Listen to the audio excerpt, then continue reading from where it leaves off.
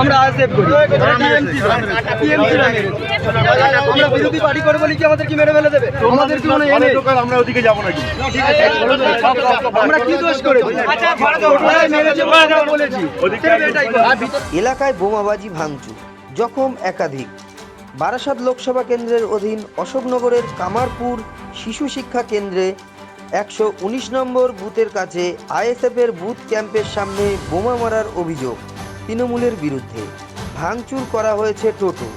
এই ঘটনায় জখম 4 আইএসএফ কর্মী, গুরুতর 1। পাল্টা শাসক দলের পক্ষ থেকে আইএসএফ এর বিরুদ্ধে হামলার অভিযোগ, ধারালো অস্ত্র দিয়ে মাথায় কোপ দেওয়ার অভিযোগ। আক্রান্ত যুবক সবদালপুর গ্রামীণ হাসপাতালে চিকিৎসাধীন। বোমাবাজির অভিযোগ অস্বীকার করেছেন স্থানীয় তৃণমূল নেতৃত্ব মনি গাজী।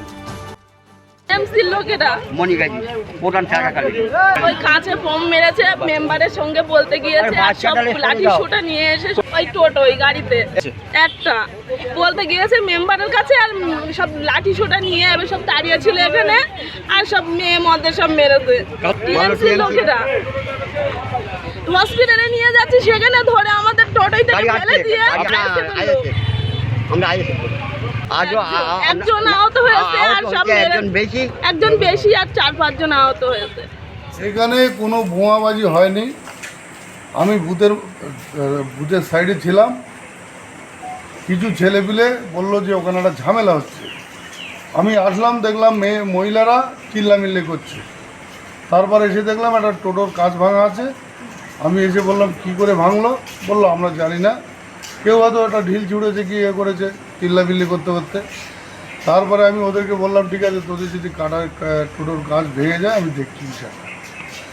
একটা ছেলে এসে, আমার এই ছেলেটা আমার সঙ্গী ছিল, পিছনে এসে পিছন দিয়ে দা দিয়ে কোপ মেরেছে। কোপ মারার পরে পড়ে গেছে। স্বাভাবিক আরও ছেলেপিলে এসে চিল্লামিল্লি করেছে। তারপরে প্রশাসন চলে এসছে।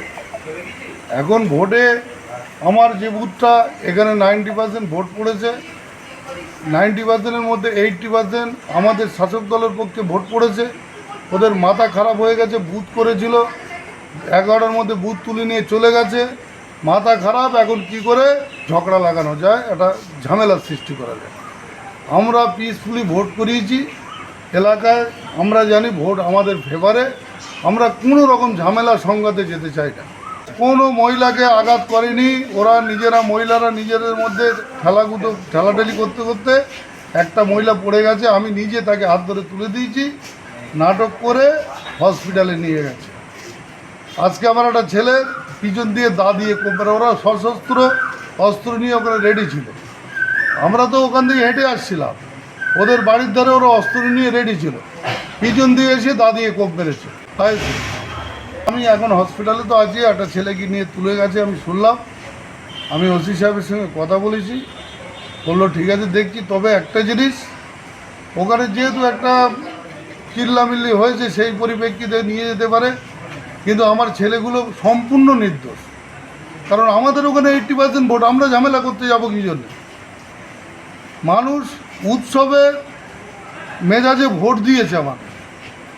মানুষ ওখানে যেভাবে ভোট দিয়েছে, বিরোধী যারা ছিল তারা 11টার মধ্যে বুথ গুটিয়ে নিয়ে বাড়ি চলে গেছে। তারা এখন কি করে একটা ঝগড়া বাঁধিয়ে দিয়ে